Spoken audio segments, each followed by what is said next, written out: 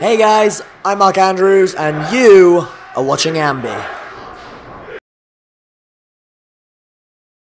Hey everyone, it's Alicia from AMBY, and I would like to welcome you to my interview with Mark Andrews. Hello? Hey guys, how's it going? Welcome, how are you? I'm good, thank you. Thank you for having me here. I was about to say, thank you so much for joining me. Yeah, well, it's a mutual thanks. Yeah, it's going to be fun. I'm excited. Well, we are here in Toronto at the Opera House for Smash Wrestling, where you will soon step into the ring to face Sebastian, Suave, and Tarek. So, how are you feeling? Yeah, I don't know how long I've got, maybe an hour or so, maybe. I'm looking forward to it. I love working for Smash. All the competitors I've had here have been awesome. Like, genuinely, I've been here, this is my third trip over here now. The last two trips were amazing, like super fun. Not only do I get to like wrestle in front of Canadian fans, but I get to wrestle the Canadian talent as well. So honestly, I can't speak any higher of Smash. It's awesome. It's one of the best places in the world to wrestle, genuinely. So. Just 1 week ago, I remember watching NXT TakeOver, and then there was a nice little panel of you and a bunch of the UK boys. So how was your experience for NXT and also the whole Survivor Series? Yeah, it was fun. I mean, we had a great weekend. We were at TakeOver, then we went on to Survivor Series, then Raw, SmackDown. We had the whole 4 days, and that was straight after a little loop in Texas with NXT. So it was loads of fun.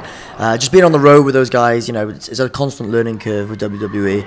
Whether whether it's the NXT loops or the Raw house shows in the UK or the SmackDown house shows or the big pay-per-views, you're seeing just people that I used to watch when I was a kid, like my heroes, just walking past, by you, right? And I've got to be like, professional, but also be like, oh my god, this is awesome. It's like an achievement in itself to be like, cool, like I work here now, with like the best in the world. So it's awesome. Yeah, it's a great feeling.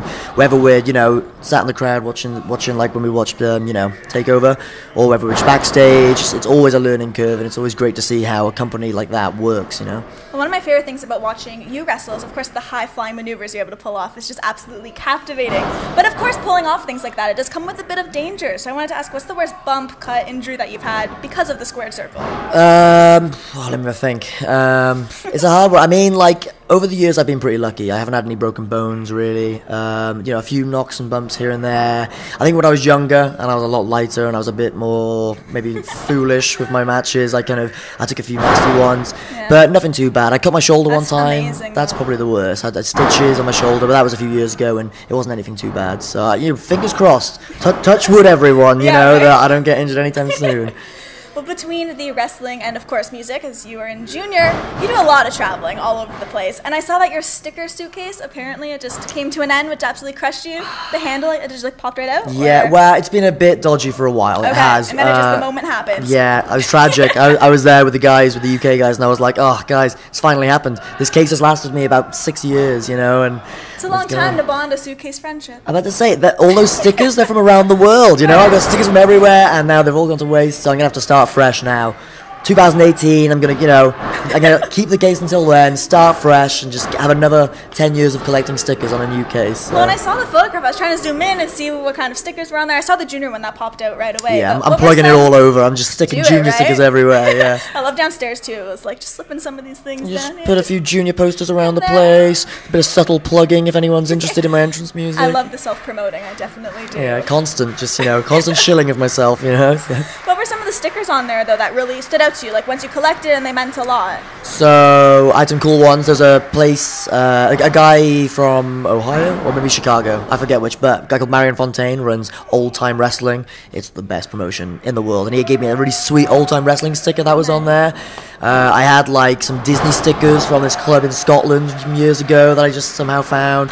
There was this weird fake Blastoise Pokemon card sticker where it was shiny, but it was a dodgy fake one that was on there. Are you into Pokemon and that's why? Or was it something cool? I just found it from when I was younger. I mean, everyone's into Pokemon, Sure, we've all had that phase. At least the original 151, so it was, but yeah, there were loads of cool stickers on that thing. And then constant junior ones and Defend Indie Wrestling ones, so a good amount that were made by myself. Now, I found out that you have 4 matching tattoos with Pete Dunne. Yeah. So what are those? And Rickey Shane Page. He's in the King of the Death match. Yeah, so let's get these out, shall we? Because I've heard about these, but I don't know what they are. So we have the Defend Indie Wrestling logo down here, if the camera gets that one. We've got the We Do It For The Money Obviously tattoo, which is like the Attack Pro Wrestling kind of quote, which we stole from Set Your Goals, so that's cool. And then, what else? So this one's like the Ohio state line and like the area code of where Ricky lives, because we were just like, whatever. This one... I love how you all got that. Yeah, we just all got it. And this one is a matching one with Marty Scurll that I got on our first trip to LA. So that's another matching one. Okay. And then I think there's another one over here. It's just like we couldn't think of anything else to get, so me, Ricky, and Pete were like, "Hey, we'll just get this cool little circle pattern thing." It's like a bottle in the ocean. I don't know. There's no hidden meaning really. So yeah. Looks cool. Yeah, so it looks cool, and we were bored, so we wanted to get tattoos. Well, I love the Defend Indie Wrestling one, and it's really cool because fans have the turnbuckle on them. Yeah. Which is crazy. Does that kind of blow your mind when you see that? Like hundreds of people have it now, and it's nuts. awesome. Like some guy came up to me earlier and was like, "Oh yeah, I've got the tattoo." Yeah, and I was like, "Oh, that's so sweet," you know. So for a while we were like giving out free T-shirts to everyone who got it, and then after a while we were like, "Okay, we can't keep this up because everybody's getting this tattoo." It is, yeah. So.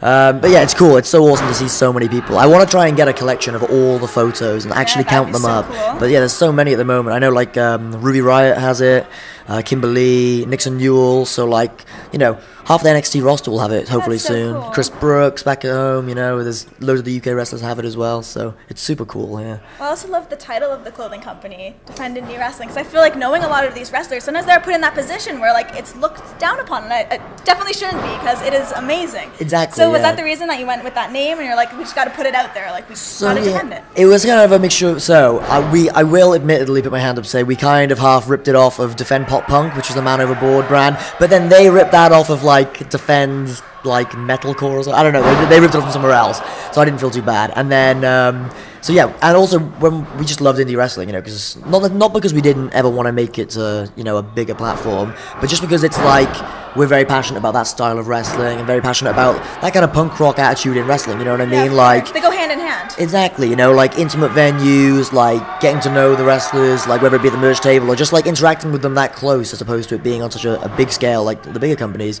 So yeah, we were just really passionate about that, and we thought, and when we first started it, there wasn't that much cool wrestling merchandise, so we were like, okay, well, how can we make it more like the punk scene or like the band scene, and actually have cool merchandise and have a clothing brand. And like now, I'm not saying that we like set the trend or anything, but I remember when we did it, like we had so much, like so many people were like giving us stick for it. They were like, "Oh, why would you have why would you have a wrestling clothing brand? That's weird." And then if you're a wrestling fan, why wouldn't you just like what?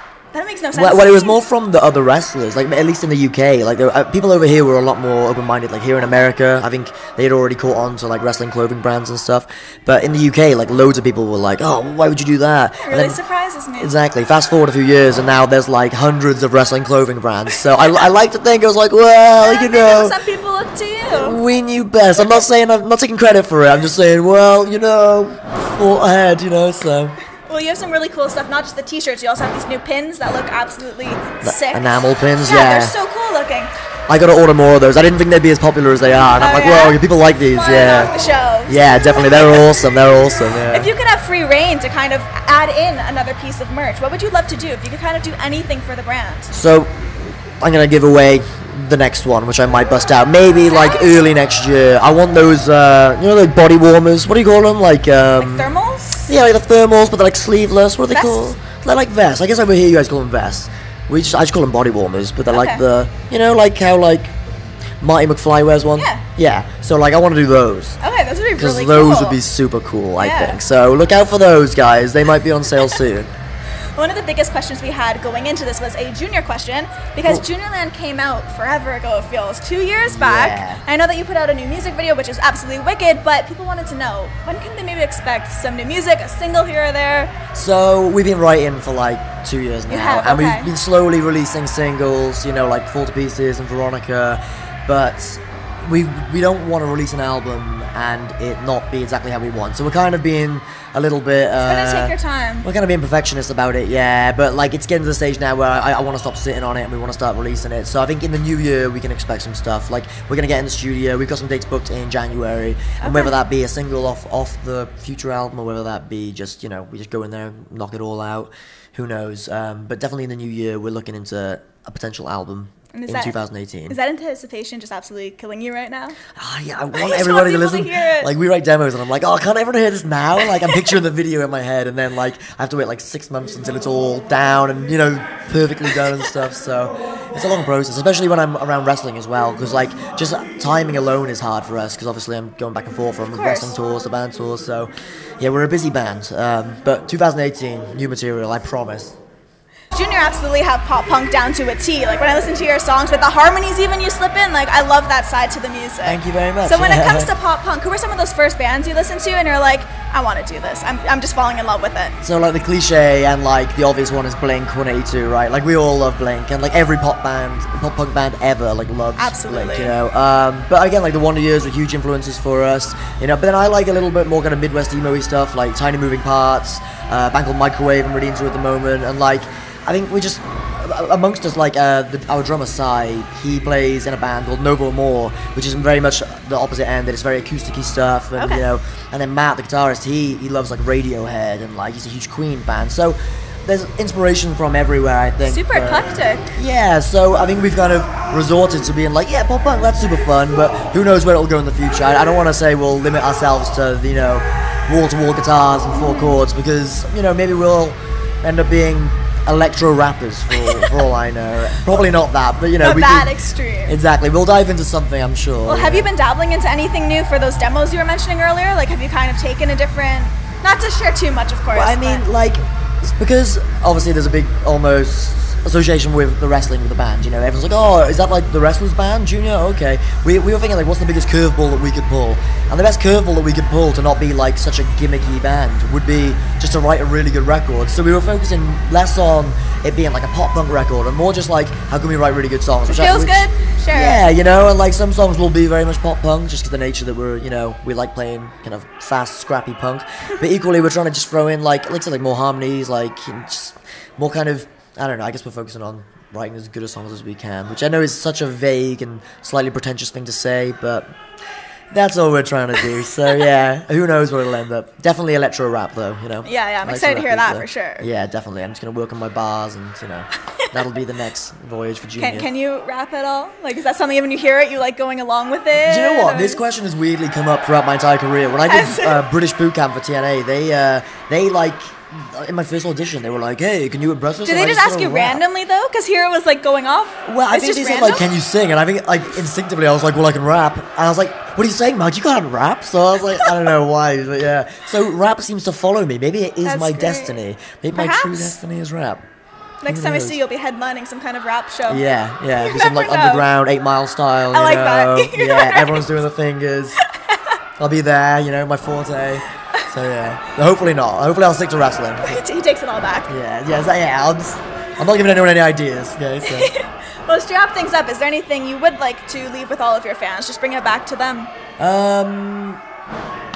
Just thanks for the support, guys. You know, if you checked out this, or if you checked out any of my wrestling in the past, or any of the stuff my band's put out, I super appreciate it, because it might sound corny, but like not everybody gets to travel the world and live out, you know, not one dream but 2 dreams. So genuinely, I wouldn't be able to do it without everybody supporting me, really. So yeah, big thanks to anyone who shows the support, and I hope that I don't screw up and make you know, lose your support in any way. So, yeah.